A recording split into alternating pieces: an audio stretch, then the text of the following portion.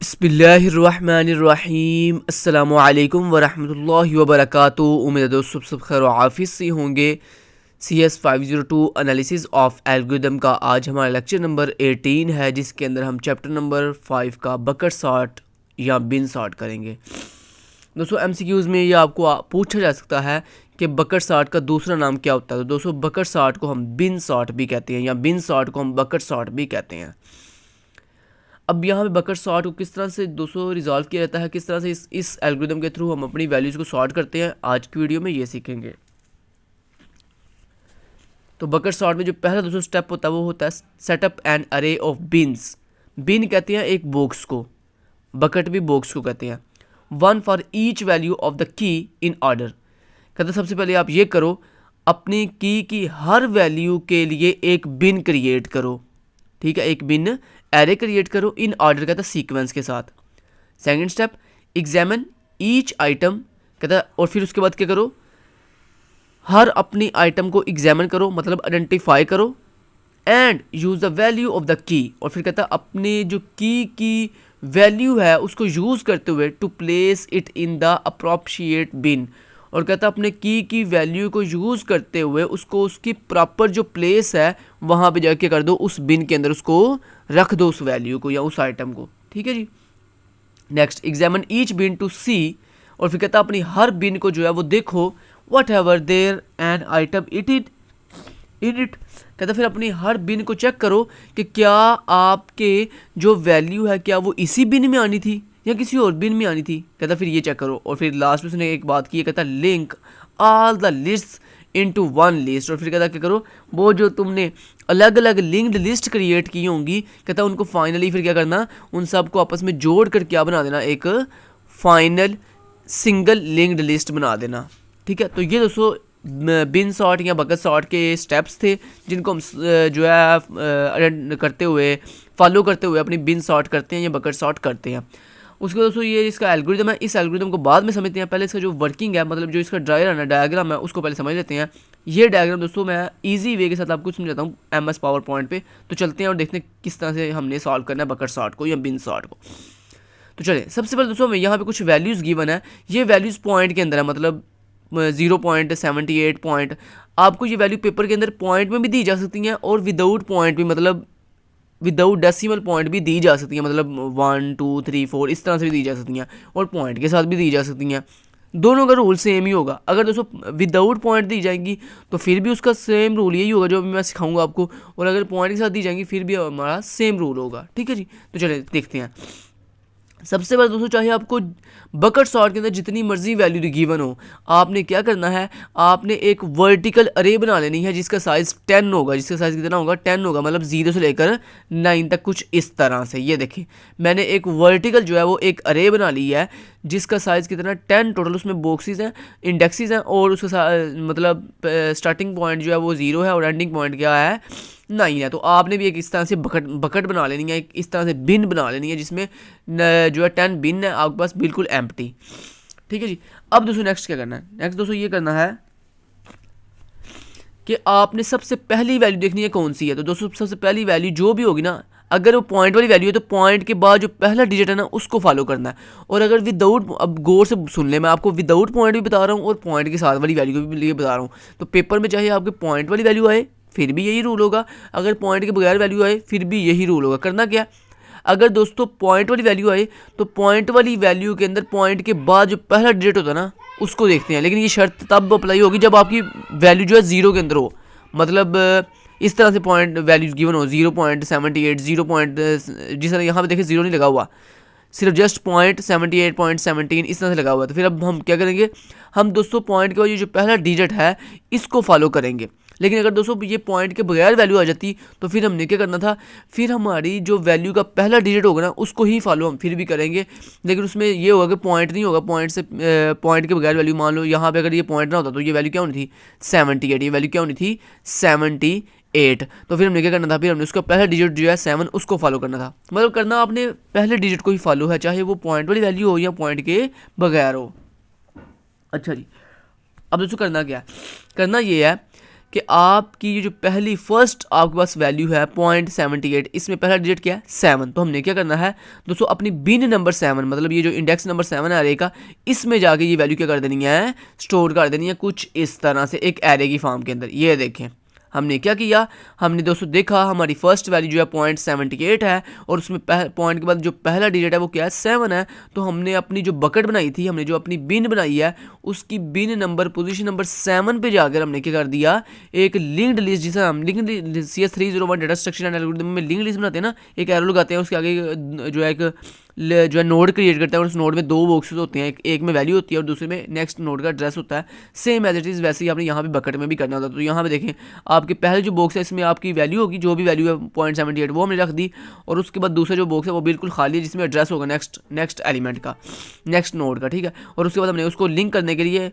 मतलब अपनी बिन के साथ लिंक करने के लिए उसे हमने क्या कर दिया, एरो लगा दिया, ठीक है जी।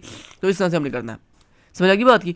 नेक्स्ट देखें, अब एक वैल्यू तो हमने सॉर्ट कर ली दोस्तों, हमने सक्सेसफुली बिन के अंदर स्टोर कर दी। अब दूसरी वैल्यू कौन सी है, दूसरी वैल्यू जी 0.17। अब दोस्तों इस वैल्यू में जो पहला डिजिट है वो कौन सा 1, कौन सा 1। तो अब आपने क्या करना है, बिन नंबर 1 में जाकर इस वैल्यू को क्या कर देना है, स्टोर कर देना है कुछ इस तरह से। तो ये देखिए हमने बिन नंबर जो पोजीशन नंबर 1 थी बिन के अंदर, उसमें क्या कर दिया, जाके एक लिंक्ड लिस्ट की फॉर्म में एक नोड बनाई है और उसके पहले बॉक्स में जाके अपनी वैल्यू जो है 0.17 स्टोर कर दी है। चलिए नेक्स्ट अब वैल्यू कौन सी है, नेक्स्ट वैल्यू 0.39। अब यहाँ पे पहला जो डिजिट है इस वैल्यू का वो है जी 3। अब हम क्या करेंगे, अपनी बकेट नंबर 3 मतलब पोजीशन नंबर 3 में जाके ये वैल्यू जो है स्टोर कर देंगे एक नोड की फॉर्म में, एक लिंक लिस्ट की फॉर्म में कुछ इस तरह से, ठीक है। तो ये देखें ये इस तरह से स्टोर हो गई। अब नेक्स्ट वैल्यू कौन सी है 0.26। अब यहाँ पे पहला जो डिजिट है वो है 2। तो हम क्या करेंगे, अपनी बकेट नंबर 2 मतलब बकेट की जो पोजीशन नंबर 2 है उस पर जाके ये जो है वैल्यू स्टोर कर देंगे 0.26 कुछ इस तरह से। तो ये देखें आपकी जो वैल्यू थी 26 वो कहाँ स्टोर हुई है, पोजीशन नंबर बकेट की पोजीशन नंबर 2 पे जाकर। नेक्स्ट दोस्तों नेक्स्ट जो वैल्यू है वो है जी 0.72। अब इसका पहला जो डिजिट है वो है 7। तो हमने इसको कहाँ स्टोर करना है, पोजीशन नंबर 7 पे। लेकिन दोस्तों यहाँ पे एक प्रॉब्लम है, प्रॉब्लम ये है कि जब हम इसको 0.72 को जब पोजीशन नंबर 7 पे जाकर स्टोर करने लगे तो हमने देखा वहाँ पे पहले से एक वैल्यू मौजूद है, वहाँ पे क्या है, पहले से एक वैल्यू मौजूद है। तो अब हम दोस्तों क्या करेंगे, हम ये करेंगे कि जो अगर आपकी वैल्यू जिस पोजीशन पे आप स्टोर करने लगे हो, अगर वहाँ पे पहले से वैल्यू मौजूद हो तो फिर क्या करते हैं, फिर दोस्तों हम ये जो सेकंड वैल्यू होती है इसको उसी नोड के आगे स्टोर कर देते हैं। मतलब जैसे ये एक नोड बनी हुई, इसके आगे एक नोड बनाएंगे उसमें स्टोर कर देंगे। लेकिन ये बात याद रखिएगा, सीक्वेंस मैटर कर, सीक्वेंस आपने नहीं भूलना। सीक्वेंस का मतलब क्या, देखो अब जो आप वैल्यू नहीं स्टोर करने जा रहे हो वो क्या है 0.72, और जो पहले से वैल्यू स्टोर है वो क्या है 0.78। अब देखिए 0.78 जो है वो बड़ी वैल्यू है, और जो आप न्यू वैल्यू इंसर्ट करोगे वो है 0.72। अगर दोस्तों आप इसके आगे 0.72 ऐड कर दोगे तो देखो बड़ी वैल्यू 0.78 पहले हो जाएगी और 72 जो है वो बाद में ऐड होगी। तो इस तरह क्या होगा, हमारा सीक्वेंस ख़राब हो जाएगा। तो दोस्तों ये भी बात आपने याद रखनी है कि बकेट सार्ट ये कहता है कि जब आप कोई भी न्यू वैल्यू बकेट के अंदर ऐड करते हो ना, तो अगर वहाँ पे पहले से वैल्यू मौजूद हो तो फिर क्या करते हैं, फिर देखते हैं जो छोटी वैल्यू होती है ना उसको पहली नोड में स्टोर करते हैं, और जो बड़ी वैल्यू होती है जो पहले से मौजूद बड़ी वैल्यू थी उसको अगली नोड में भेज देते हैं। तो मतलब अब देखें जो हमने न्यू वैल्यू स्टोर करनी है वो 0.72 छोटी वैल्यू है, जबकि जो पहले से मौजूद वैल्यू थी बकेट में 0.78 वो बड़ी वैल्यू। तो हम क्या करेंगे, हम इस 0.78 को अगली नोड में शिफ्ट कर देंगे, और जो न्यू नोड हम बनाएंगे फर्स्ट नंबर पे उसमें क्या स्टोर कर देंगे 0.72 स्टोर कर देंगे कुछ इस तरह से। ये देखें हमने जो नेक्स्ट स्टेप किया उसमें हमने क्या किया कि हमने अपने बकेट नंबर 7 मतलब पोजीशन नंबर 7 पे जाके 2 नोड बनाई हैं। तो जो पहले से नोड मौजूद थी फर्स्ट वाली उसकी जो वैल्यू थी उसे अगली नोड पे शिफ्ट कर दिया, और पहली नोड पे अपनी छोटी स्मॉलेस्ट वैल्यू जो 0.72 थी वो इम्बेड कर दी है। समझ आएगी बात की, चलें जी बढ़िया हो गया। अब नेक्स्ट दोस्तों जो वैल्यू है वो क्या है जी 0.94। अब देखें इसका जो पहला डिजिट है वो है 9। तो हम क्या करेंगे, अपनी पोजीशन नंबर 9 पे जाके एक नोड क्रिएट करेंगे और उसमें ये 0.94 जो है वो स्टोर कर देंगे कुछ इस तरह से। तो ये देखिए हमने पोजीशन नंबर 9 पे जाके 0.94 एक नोड की फॉर्म में स्टोर कर दिया। अब नेक्स्ट दोस्तों वैल्यू है 0.21। अब 0.21 भी सेम रूल को फॉलो करेगा। 0.21 का पहला डिजिट है 2, तो यानी हम पोजीशन नंबर 2 पे आए और यहाँ पे जब स्टोर करने लगे तो हमने देखा वहाँ पे तो पहले से वैल्यू मौजूद है। तो अब हम क्या करेंगे, सेम वही रूल, क्या बोला कि हम यहाँ पे एक चेन की फॉर्म में चलेंगे। मतलब यहाँ पे आप देखेंगे ये जो पहले से वैल्यू मौजूद है क्या ये छोटी स्मॉलेस्ट है, ये जो हम न्यू वैल्यू एंटर करने लगे हैं ये स्मॉलेस्ट है। तो दोस्तों हम जो न्यू वैल्यू ऐड करने लगे हैं 0.21 वो स्मॉलेस्ट है। तो हम क्या करेंगे, हम इस 0.26 को आगे शिफ्ट कर देंगे और 0.21 को इसकी जगह पे रिप्लेस कर देंगे कुछ इस तरह से। तो ये देखिए हमने 0.21 को उसकी जगह पे रिप्लेस कर दिया और जो 0.26 था उसको अगली नोट पे शिफ्ट करके पिछली नोट के साथ लिंक कर दिया। समझ आ गई बात की। चलें जी, नेक्स्ट दोस्तों जो वैल्यू है वो है जी 0.12 मतलब 0.12, उसमें जो पहला डिजिट है वो 1 है। सो हम क्या करेंगे, पोजीशन नंबर 1 पे आए और यहाँ पे आके क्या स्टोर कर देंगे 0.12, और वहाँ पे जो पहले से लार्जर वैल्यू स्टोर है 0.17 वो क्या हो जाएगी, वो आगे शिफ्ट हो जाएगी कुछ इस तरह से। देखिए 0.17 आगे शिफ्ट हो गया और 0.12 जो है उसकी जगह पे रिप्लेस हो गया। अब नेक्स्ट जो वैल्यू है वो 0.23 है। 23 का जो पहला डिजिट है वो 2 है। सो हम बकेट नंबर 2 यानी पोजीशन नंबर 2 पे आए और वहाँ पे आगे देखा कि पहले से दो जो नोड हैं वो स्टोर हैं। तो अब देखें जो दोस्तों जो 23 है क्या वो 21 से छोटा है? नहीं, 23 जो है वो 21 से ग्रेटर है। सो हम लेकिन 26 से लेस है। तो हम क्या करेंगे, 23 को 21 से आगे बट 26 के पहले स्टोर करेंगे, मतलब 21 और 26 के बिटवीन स्टोर करेंगे कुछ इस तरह से। तो देखो हमने जो नेक्स्ट नोड बनाई है उसमें हमने क्या किया, हमने पोजीशन नंबर 2 में जो है 0.21 जो पहले से पड़ा हुआ था पोजीशन नंबर 1 पे उसे वैसे ही रहने देंगे, और उससे आगे जो दूसरी नोड थी जहाँ पे 26 स्टोर था 0.26 स्टोर था उसको आगे शिफ्ट कर दिया और उसकी जगह पे 0.23 स्टोर कर दिया सीक्वेंस के साथ ही। मतलब दोस्तों ये तो मैंने आपको स्टार्टिंग में बता दिया था कि बकेट सॉर्ट का ये रूल होता है कि जब हम एक ही सेम प्लेस पर एक से ज़्यादा नोड स्टोर करते हैं तो उन नोड में जो मौजूद वैल्यूज़ होती है ना उनका ऑर्डर सीक्वेंस मतलब ऑर्डर जो है वो सीक्वेंस के अकॉर्डिंग होता है, मतलब स्मॉलेस्ट टू लार्जेस्ट होता है। ठीक है, ये नहीं कि जैसे जैसे आपको तरतीब से वैल्यू मिलेगी आपने वैसे ऐड करते जाना है, नहीं ऐसे नहीं होता। ऐड करते हुए आपने इस चीज़ का ख्याल रखना है कि अगर वैल्यू पहले से जो मौजूद है अगर वो बड़ी है तो वो आगे शिफ्ट हो जाएगी और जो छोटी वैल्यू होगी वो उसकी जगह पे रिप्लेस हो जाएगी। अब देखिए नेक्स्ट जो वैल्यू दोस्तों वो है जी 0.68। अब दोस्तों 0.68 का जो पहला डिजिट है वो 6 है। सो हम क्या करेंगे, बकेट नंबर 6 मतलब पोजीशन बकेट की जो पोजीशन नंबर 6 है वहाँ पे आगे 0.68 जो है स्टोर कर देंगे कुछ इस तरह से।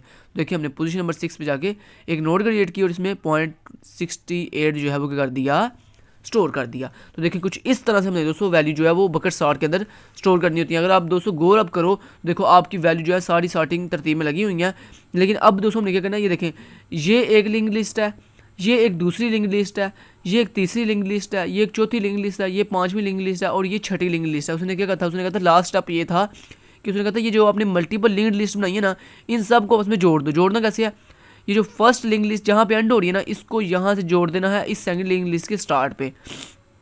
कुछ इस तरह से दिखा देता हूँ किस तरह से। देखें अब ये जितनी भी हमने लिंक लिस्ट बनाई है इनको हम जोड़ेंगे आपस में, ठीक है, टॉप टू बॉटम। और ये देखो कुछ इस तरह से, देखो जैसे सर ने जोड़ा है, देखो जो पहली लिंक लिस्ट थी उसका लास्ट वाला जो कॉर्नर है वो जुड़ गया है किसके साथ, एक एरो के साथ, सेकंड वाली लिंक लिस्ट के फर्स्ट हेड के साथ।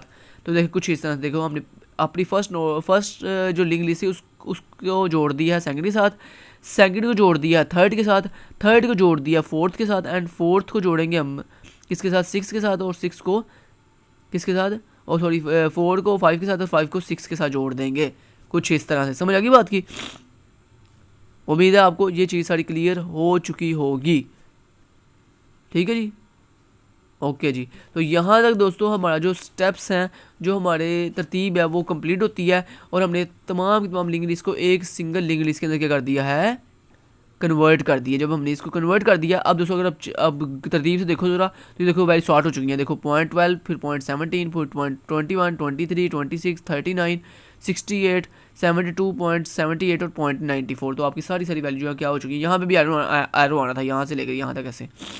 ठीक है जी, चलें जी। तो ये था दोस्तों बकेट सॉर्ट यहाँ फिर बिन सॉर्ट। अब सॉरी उसका एल्गोरिथम रहता है हमारे पास अभी, तो उसका एल्गोरिथम समझ लेते हैं कि ये वर्किंग कैसे कर रहा है, उसका एल्गोरिथम क्या है। तो एल्गोरिथम दोस्तों बड़ा इंपॉर्टेंट है, वो आपने मस्ट करना है।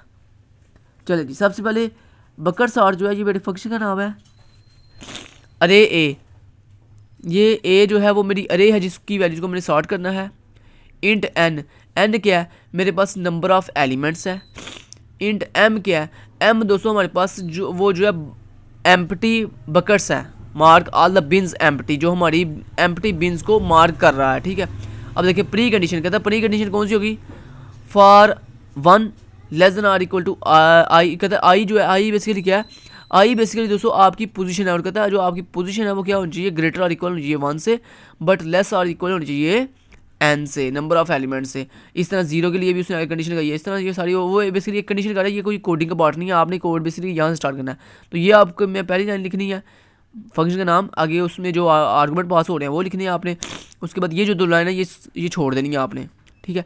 यहाँ से पोजीशन नंबर 3 से, लाइन नंबर 3 से नेक्स्ट स्टार्ट करना, क्या, for I arrow 1 to m, मतलब वो कह रहा है आई को जो है वो 1 से स्टार्ट करो टू m, जितना मतलब मेरे पास जो मेंबर हैं, एलिमेंट्स हैं जितने अरे के अंदर, वहाँ तक आपने क्या करना है, जाना है।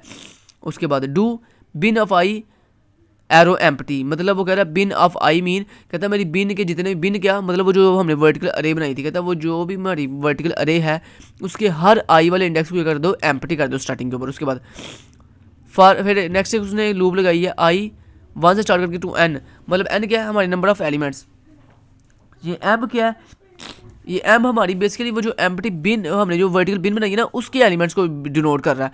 और जो n है वो हमारे जो जिस अरे को हमने सॉर्ट करना ना, ए अरे, उसके टोटल नंबर ऑफ एलिमेंट्स को रिप्रेजेंट कर रहा है। और यही वजह कि हमने देखें नेक्स्ट लूप में क्या किया, आई को 1 से स्टार्ट कर कहाँ तक जा रहे हैं, n तक, मतलब जितनी हमारी ए अरे के नंबर ऑफ एलिमेंट्स हैं जिनको हमने सॉर्ट करना है वहाँ तक हम जो है लूप चला रहे हैं। उसके बाद do bin of A of i arrow A F i, मतलब वो कह रहा है ए एफ आई मीन वो जो हमारी ए वाली एरे की जो भी आई वाली पोजीशन, मतलब जिसको हमने सॉर्ट करना, जिस वैल्यू ए एरे की जिस भी वैल्यू को आपने सॉर्ट करना है, कहता है उसको पिक करो और पिक करके कहाँ रख दो, उसको मेरी बिन अरे के सेम उसी पोजीशन पर जिस पोजीशन से आपने ए अरे की वैल्यू उठाई है, सेम उसी पोजीशन में कहता है बिन के अंदर उसको रख दो। तो ये दोस्तों 4 लाइन्स, मतलब ये टोटल 5 लाइन्स थी जो आपने करनी है इस एल्गोरिदम की। समझ आ गई बात की?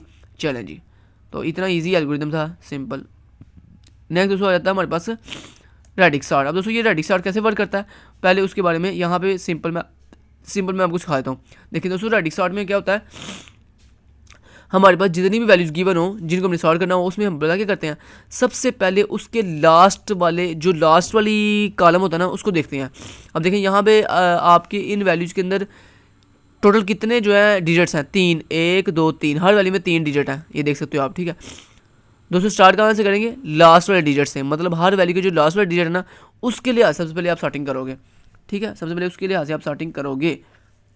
अब देखो अगर आप अपनी हर वैल्यू का लास्ट वाला डिजिट देखो तो उसमें बोला क्या चेक करना है, उसमें हमने देखना है सबसे स्मॉलेस्ट डिजिट कौन सा है।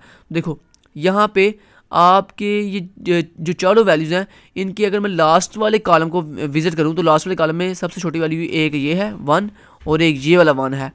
अब दोस्तों जो सेम वैल्यूज होती है ना उनको आप जैसे मर्जी लिख दो, कोई इशू वाली बात नहीं है।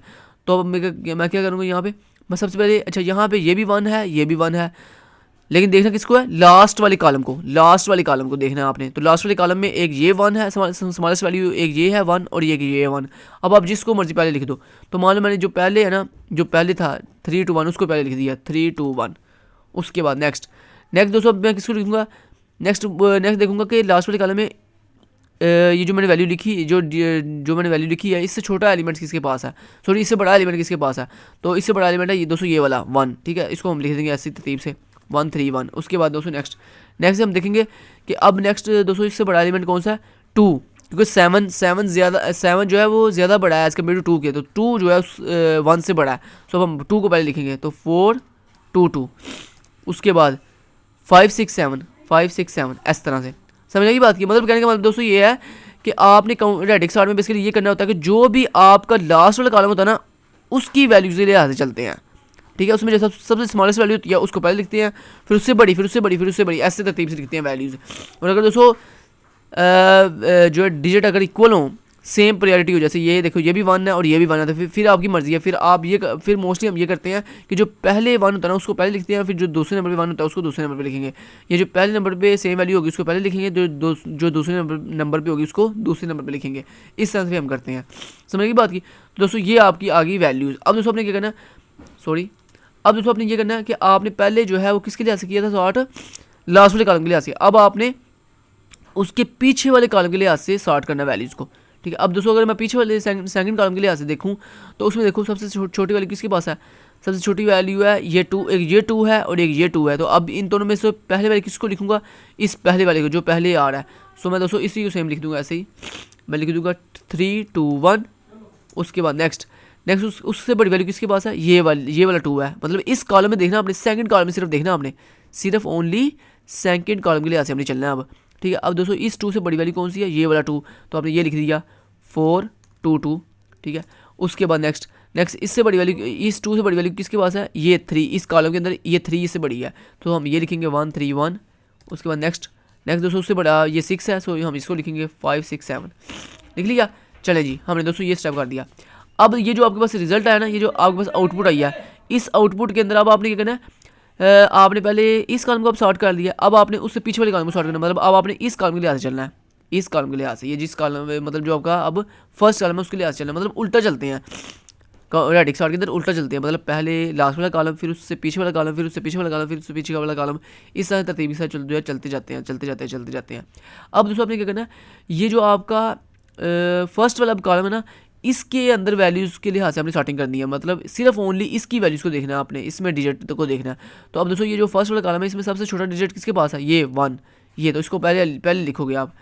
सो अब मैं पहले किसको लिखूँगा, ये जो सबसे छोटा डिजिट है जिसके पास, तो 1 3 1। उसके बाद इसके बाद उससे बड़ा एलिमेंट कौन सा है, चले ये आपने कर दिया, मतलब ये वाला आपने सॉल्व कर दिया, इसको आपने लिख लिया। अब इससे बड़ा एलिमेंट किसके पास है, ये 3, तो आप इसको लिखोगे अब, तो इसके नीचे आप क्या ये आओगे, ये लिखोगे आप 3 2 1, ठीक है जी, ये आपने लिख लिया। उसके बाद आप क्या करोगे, उसके बाद जनाब आप देखोगे इससे बड़ा डिजिट किसके पास है, तो 3 से बड़ा डिजिट है ये 4, तो अब आप इसको लिखोगे, मतलब यहाँ पे आप लिखोगे 4 2 2 4 2 2, ठीक है, इसको लिखोगे आप कुछ इस तरह से, ठीक है।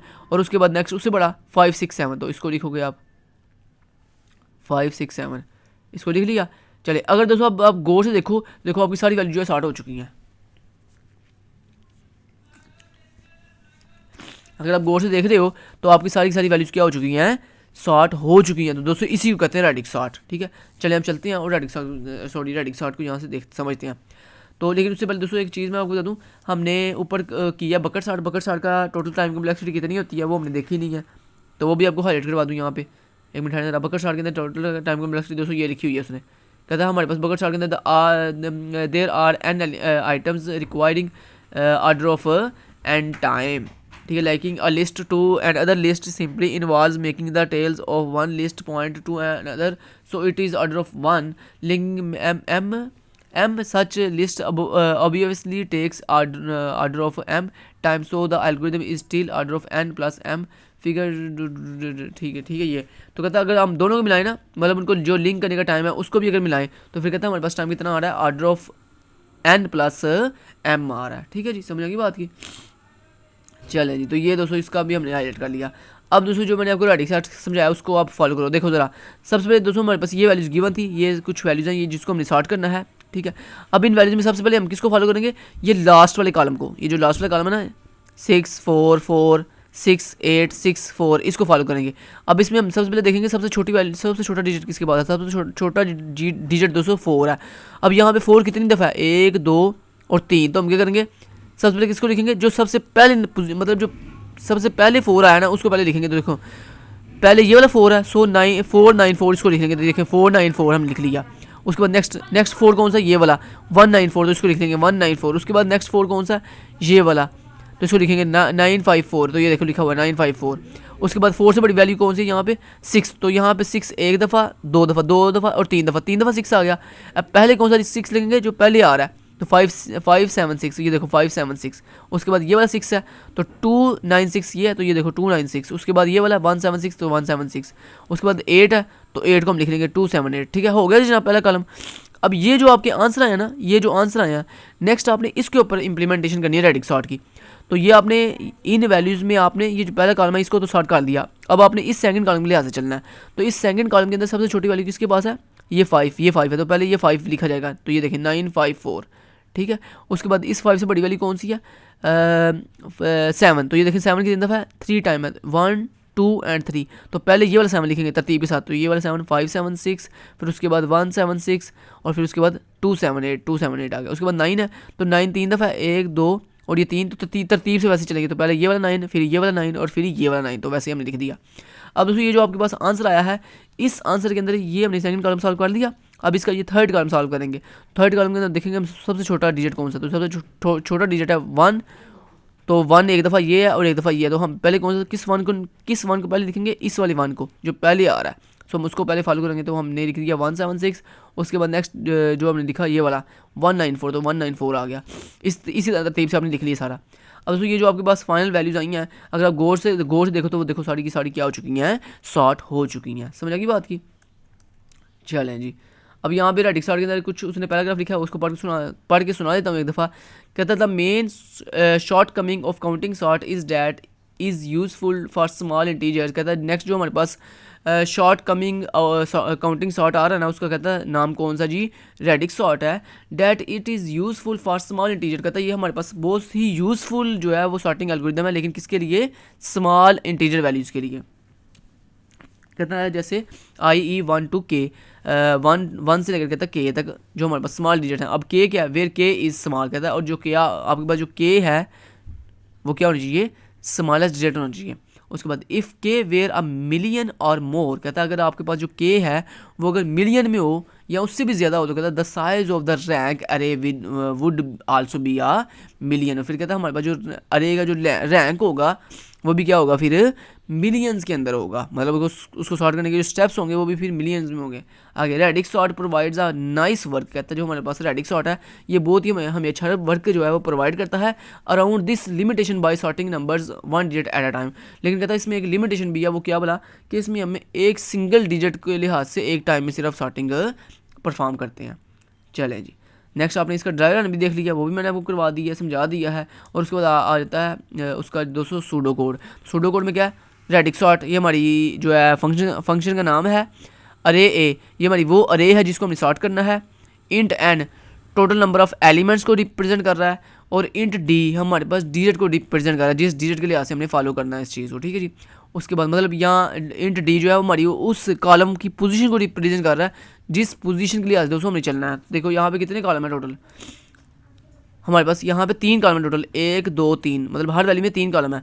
तो ये डी जो है बेसिकली आपकी नंबर ऑफ कॉलम को रिप्रेजेंट कर रहा है कि आपने कितनी दफ़ा आइट्रेशन चलानी है, कितने कॉलम विजिट करने हैं आपने। तो यहाँ पे देखो फॉर I1 कहता है 1 से स्टार्ट करो टू D, और कहता है डी तक जाओ, मतलब जितने नंबर ऑफ आपके पास कॉलम्स हैं। उसके बाद do stably sort A with respect to lowest order digit. और फिर कहता है क्या करो, फिर जनाब हमारी जो ए अरे है उसको सॉर्ट करो with the help of nth lowest order digit.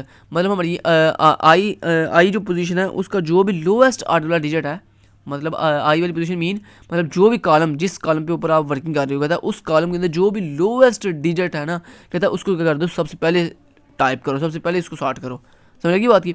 अब उसने मजीद इसके ऊपर जो मजीद वर्किंग नहीं की, बस उसने इतना ही बताया कि रेडिक्स सॉर्ट में बस आपने क्या करना होता है, जिस भी कॉलम को आप फॉलो कर रहे हो कहता है उस आई वाली पोजीशन वाले कॉलम की क्या करो, सबसे लोवेस्ट ऑर्डर डिजिट को सबसे पहले जो है वो तरतीब दो। समझ आएगी बात की। बस दोस्तों ये 3 लाइन्स का इसका जो है ड्राई रन था, और सॉरी सूडो कोड था, इसका एल्गोरिथम था। तो ये भी मैंने आपको समझा दिया है, इसको आपने अच्छे से कर लेना है। तो यहाँ तक दोस्तों हमारा आज के जो है लेक्चर है वो ख़त्म होता है, और हमारा चैप्टर नंबर 5 भी यहाँ पे कंप्लीट होता है। Thank you so much, till then guys, take care, अल्लाह हाफिज़।